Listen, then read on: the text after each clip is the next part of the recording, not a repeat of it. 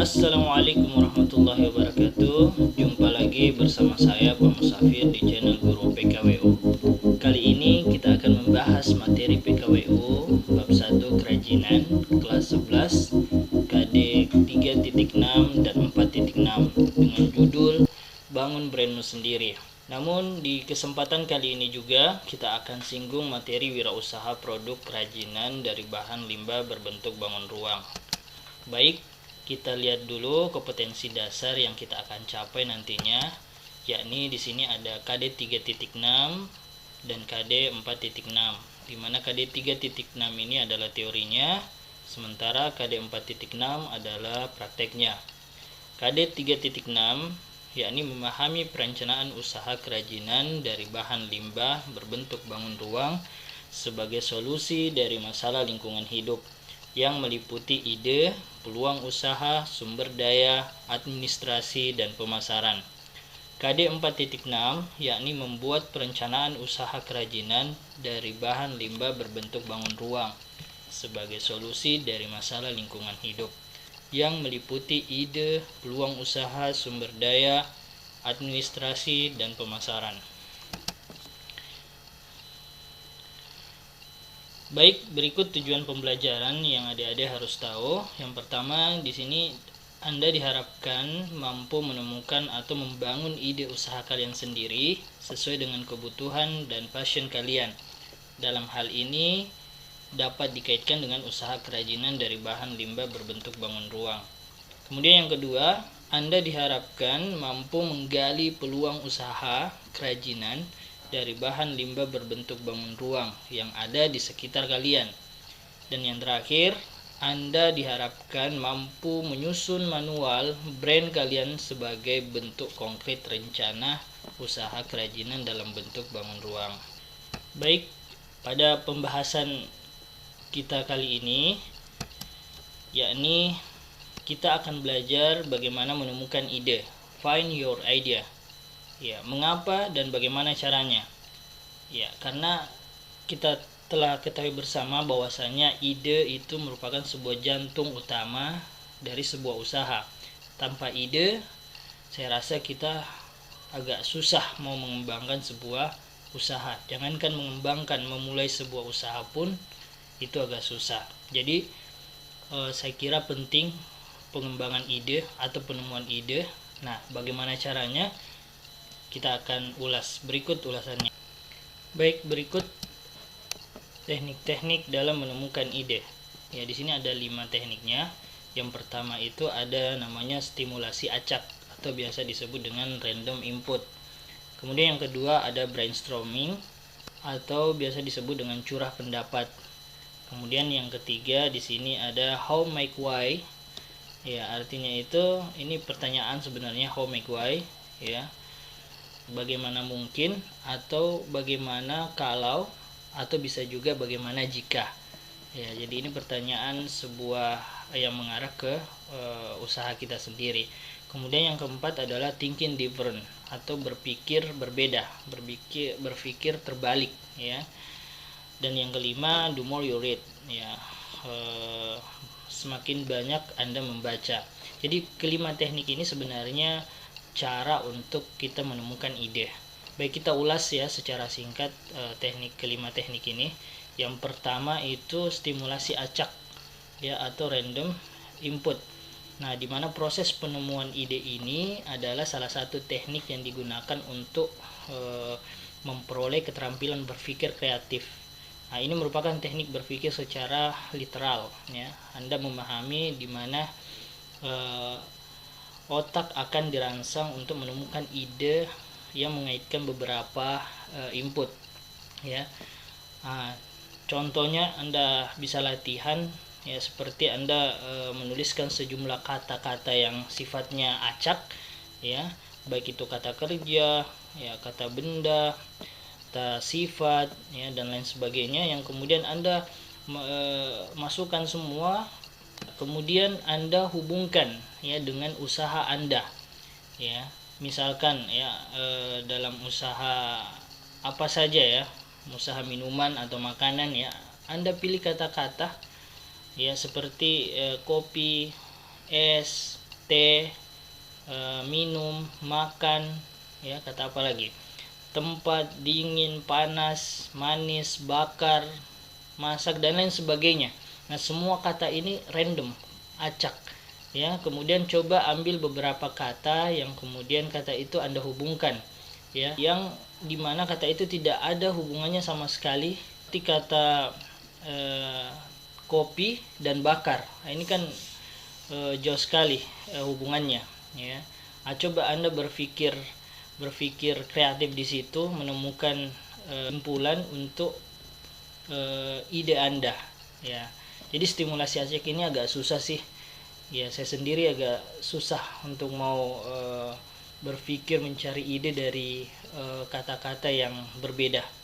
Ya, tapi ya Anda silahkan coba sendiri, ya.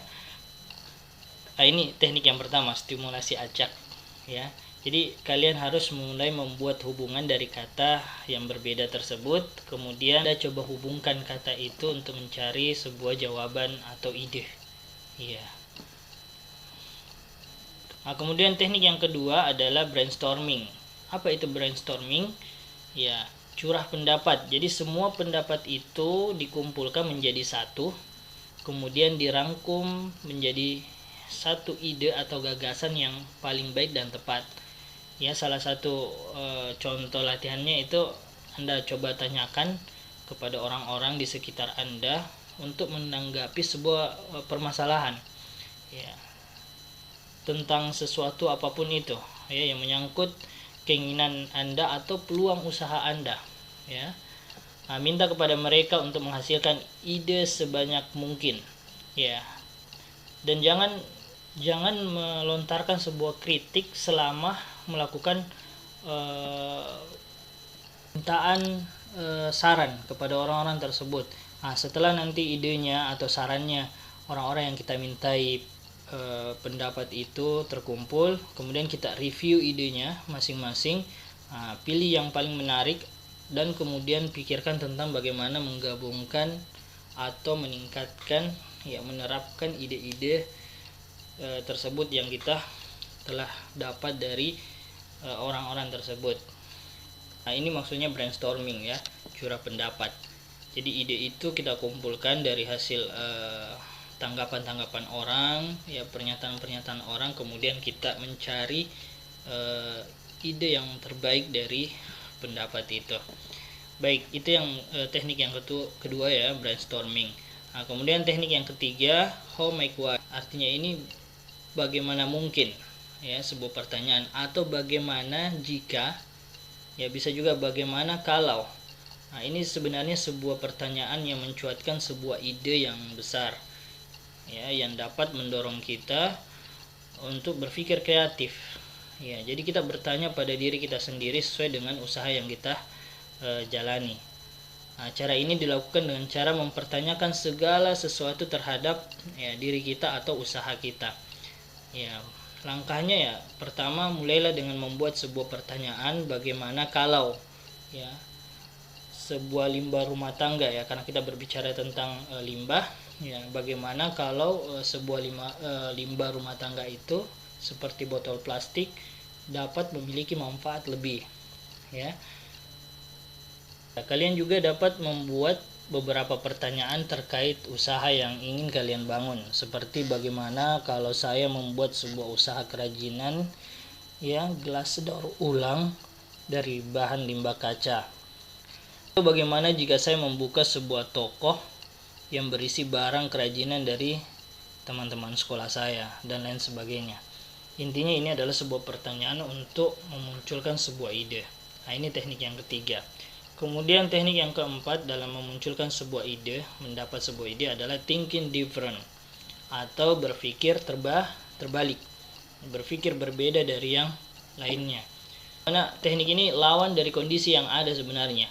Contoh, ya, salah satu perusahaan yang membuka suatu usaha kedai kopi, ya, maka kita sebagai entrepreneur atau sebagai pengusaha harus berpikir berbeda, berpikir terbalik dengan keadaan orang yang sudah membuat usaha kedai kopi, ya, kedai minuman. Nah, kita berpikir terbalik, kita akan membuka usaha penyedia alat ya pembuat kopi misalnya. Nah, itu maksudnya thinking different, ya. Nah, kemudian teknik yang kelima, do more you read. Nah, ini teknik salah satu cara agar mudah juga mendapatkan ide, yaitu Anda banyak menggali informasi, yakni dengan cara membaca, ya. Membaca literatur atau buku-buku yang berhubungan dengan usaha Anda, ya, karena ini tidak bisa dipungkiri, semakin banyak ilmu, informasi, semakin banyak ide juga yang bisa Anda dapatkan. Ya, jadi ada 5 teknik dalam mendapatkan ide atau mendatangkan ide, ya, ide-ide kreatif tentunya dalam membangun dan mengembangkan usaha kalian. Baik, saya kira cukup ya penjelasan dari sini. Ya, kita lanjut.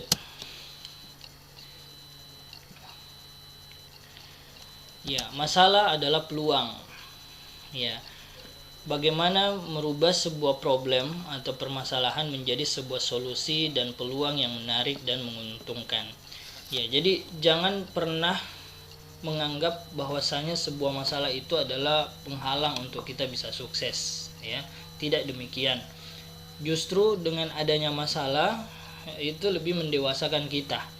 Anda bisa lebih terlatih dan banyak belajar dari masalah-masalah yang Anda hadapi. Ya, Anda lebih kuat dalam menjalani hidup sehingga Anda tidak mudah menyerah dengan keadaan. Ya, jadi sebuah masalah itu sebenarnya anugerah, ya, peluang untuk Anda bisa lebih maju lagi. Ingat, masalah itu adalah peluang besar, ya. Bagaimana masalah itu kita bisa jadikan sebuah solusi dan peluang sehingga menjadi menguntungkan. Kita pahami dulu ya, apa itu peluang usaha.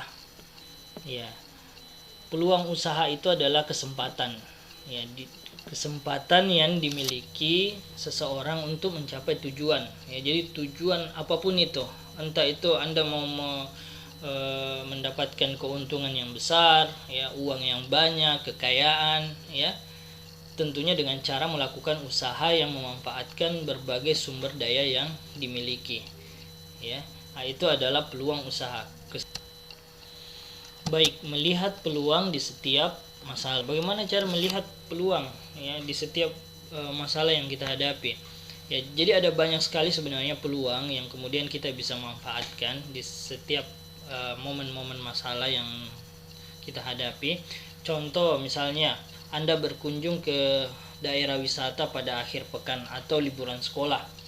Ketika Anda menuju ke sana, tiba-tiba Anda terjebak dalam kemacetan yang panjang.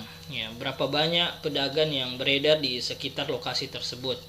Nah, mereka pedagang itu semua mencoba mengambil peluang dari kesempatan dalam masalah, ya, kemacetan. Yang saya garis bawah di sini adalah masalahnya adalah kemacetan.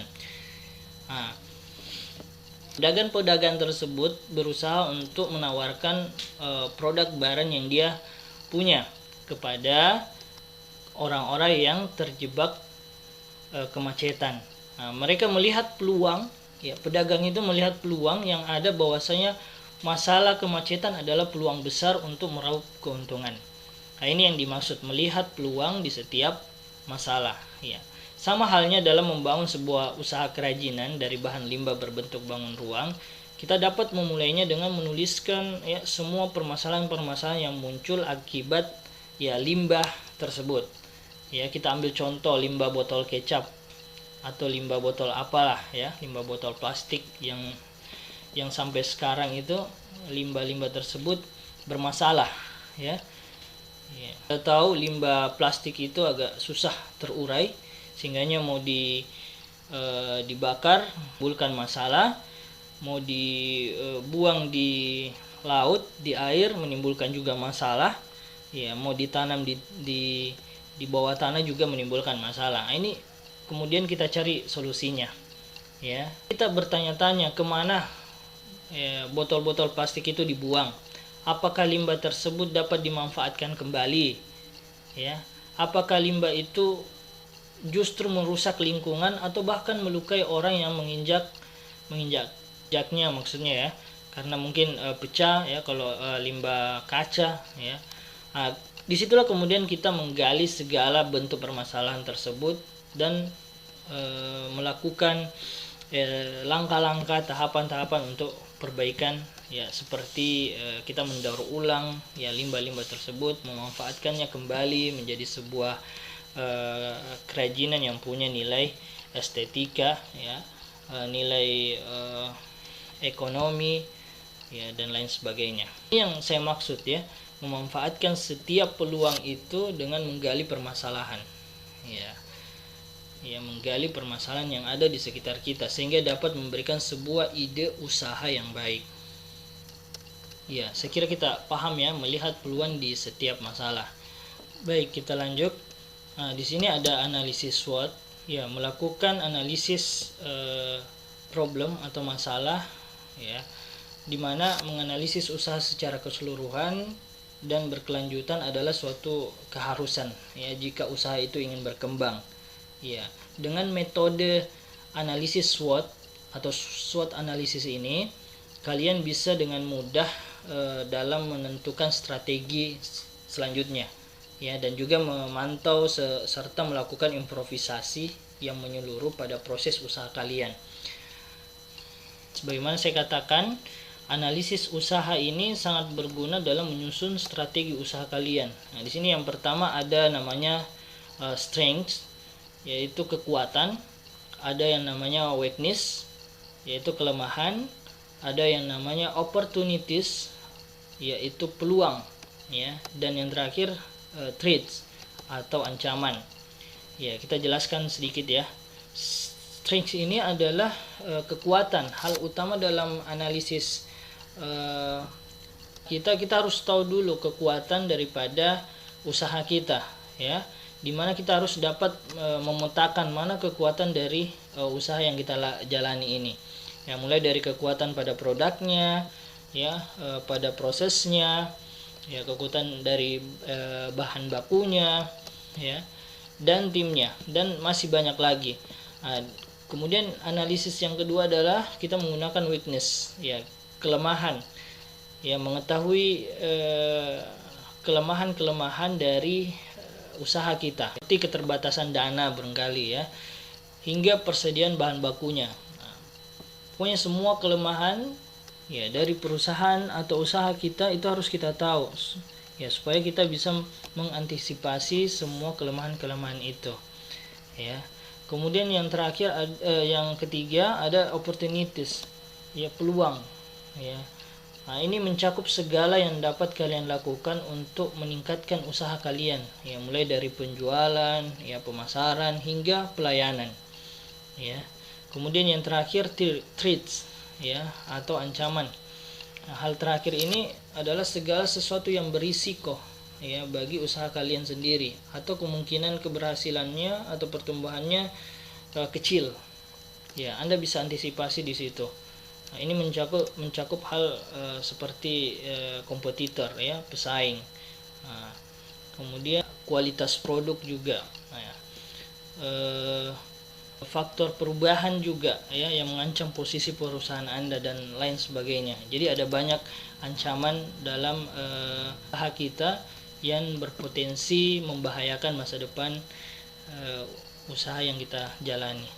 Ya, jadi silahkan gunakan analisis SWOT ini untuk mengukur, ya, sejauh mana perkembangan usaha yang Anda jalani. Baik, kita lanjut. Ya, di sini kita berbicara tentang limbah berbentuk bangun ruang. Ya, sebenarnya materinya ini limbah berbentuk bangun ruang. Ya, ada yang tahu apa itu limbah berbentuk bangun ruang? Ya, kalau di semester awal kita sudah banyak singgung tentang limbah, ya. Limbah itu bahan yang tidak lagi mempunyai nilai atau tidak berguna. Ya. Limbah ini terbagi menjadi dua, ada limbah organik dan anorganik, ya. Kalau organik limbahnya yang mudah terurai, ya. Kalau anorganik itu agak susah terurai, ya. Nah, kalau organik seperti contohnya kotoran hewan atau sisa-sisa tumbuhan, ya. Kalau anorganik seperti, ya, botol plastik, ya, botol kaca, ya. itu agak susah terurai. Nah, sekarang kita akan berbicara tentang limbah yang susah terurai. Karena ini adalah sebuah masalah, makanya kita singgung tentang limbah anorganik ya. Dimana limbah tersebut kita akan daur ulang, memanfaatkan kembali sehingga menjadi sebuah produk barang yang punya nilai ekonomi, punya nilai estetika ya, dan nilai fungsi pakai. Baik, limbah berbentuk bangun ruang adalah kerajinan yang dibuat dari suatu limbah. Ya, limbah yang mempunyai volume ya tinggi, lebar dan panjang, atau bisa disebut dengan 3 dimensi. Itu limbah berbentuk bangun ruang. Ya, punya volume ya, ada tempatnya. Kemudian punya tinggi, lebar, panjang. Bisa dilihat dari segi arah mana saja ya. Itu limbah berbentuk bangun ruang. Baik, kita lanjut ya. Nah, ini jenis-jenis limbah berbentuk bangun ruang. Di sini cuma ada 6 saja yang saya kasih contoh ya. Dari sekian banyak contoh, Anda bisa searching di internet untuk melihat lebih banyak lagi jenis limbah berbentuk bangun ruang ya. Jadi semua limbah ini kita manfaatkan untuk kemudian dijadikan sebuah barang yang punya fungsi pakai, punya nilai estetika, keindahan, dan punya harga jual ya. Nantinya kalau sudah kita buat ya, bisa diperjualbelikan ya, atau dikomersialkan. Yang pertama jenis limbahnya itu limbah botol plastik. Nah, ini contohnya ya. Nah, Anda bisa rubah limbah botol plastik itu dengan ya seperti kita bisa buat tempat-tempat barang, pensil ya, atau apapun itu. Kemudian limbah yang kedua adalah limbah botol kaca. Nah, ini kita bisa manfaatkan atau kita bisa rubah, daur ulang menjadi sebuah gelas minuman ya. Bukan cuma gelas minuman, ini ada banyak bisa kita rubah dari limbah botol kaca ini sehingga punya nilai fungsi pakai. Nah, kemudian jenis bentuk limbah bangun ruang yang ketiga adalah limbah karet ban ya. Kita manfaatkan limbah karet ban. Kalau selama ini kan karet ban sudah tidak dipakai, dibuang saja. Nah, itu kita bisa manfaatkan buat sesuatu dari limbah itu menjadi, ini contohnya, menjadi sebuah ember, tempat air atau tempat wadah apa ya yang bisa digunakan di situ sehingga punya fungsi pakai. Kemudian yang keempat, limbah pemanfaatan limbah kaleng bekas ya.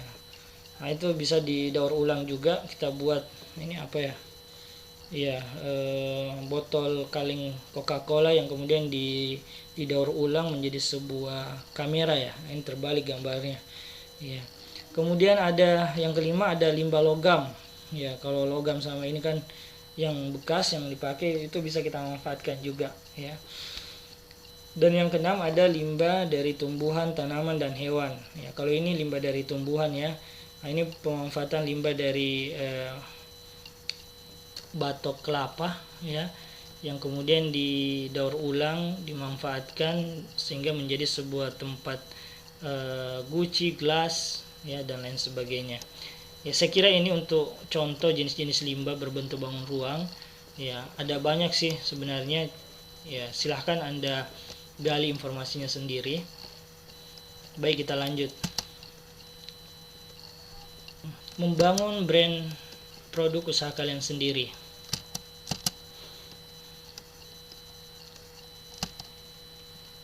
Ya. Tahukah kalian apa itu branding? Branding itu sebenarnya brand, asal kata dari brand. Brand itu merek ya, tanda yang dapat ditampilkan baik secara grafis, gambar, logo, nama ya, kata atau huruf, angka ya, susunan warna ya, baik itu 2 dimensi atau 3 dimensi ya. Pokoknya semua tanda tersebut atau merek tersebut itu adalah brand ya. Tadi brand itu bisa seperti gambar ya, logo, nama, kata ya, huruf atau angka. ya, baik bentuknya 2 dimensi atau 3 dimensi. Kalau 2 dimensi itu cuma satu arah saja kita bisa lihat dari depan. Kalau 3 dimensi ya itu bisa dilihat dari segala arah, ya, biar diputar-putar, dibolak-balik itu kita bisa lihat. Itu 3 dimensi. Nah, itu adalah brand, ya. Oke, kita lanjut.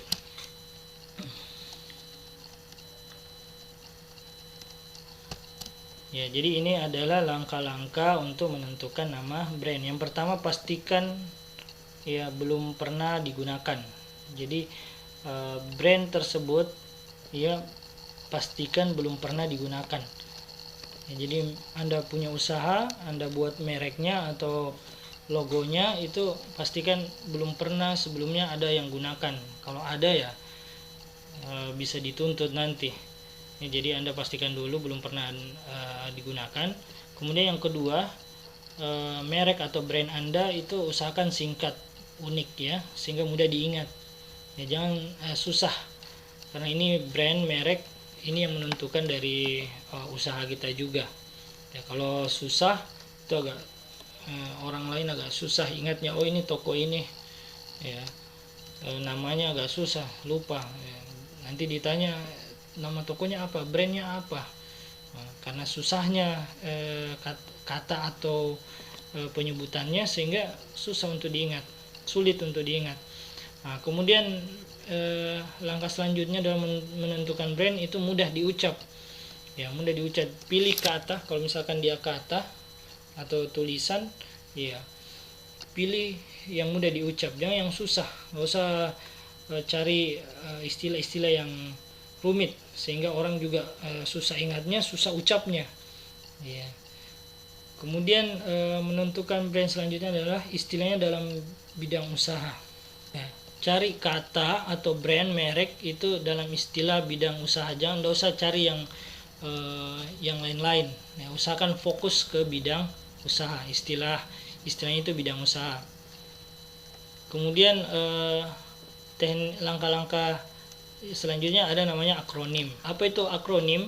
Akronim itu sebenarnya singkatan, ya, singkatan nama, ya. Contoh produk apa ya yang punya singkatan, ya, kopi ABC. Nah, jadi nama brandnya itu ABC, ya. Sebenarnya itu singkatan dari American Broadcasting Company, ya, tapi disingkat ABC supaya orang lebih mudah, lebih cepat ingat nama brandnya atau nama mereknya. Oh, ini kopi ABC, rasanya ini, seperti itu, sehingga mudah untuk diingat. Nah, itu akronim, singkatan, ya. Ya, kemudian selanjutnya gunakan kata sifat, kerja, dan benda. Ya, dan yang terakhir bermakna. Ya, ini bermakna maksudnya mereknya itu seperti halnya doa, ya. Ya, nama merupakan harapan bagi pemilik usaha. Ya, sama kayak kita, nama itu harapan, doa. Perusahaan atau usaha juga ya, harusnya seperti itu, punya nama yang bermakna. Ya, kalian dapat menggunakan sebuah nama yang memiliki makna yang positif sebagai bentuk pengharapan bagi usaha kalian. Jadi pilih merek atau brand, ya, yang punya arti bagus, ya, yang bermakna, sehingga punya usaha Anda juga punya nilai positif di situ. Mungkin ini cuma langkah-langkah untuk menentukan nama brand, ada 7, ya. Anda bisa jadikan referensi. Baik, kita lanjut.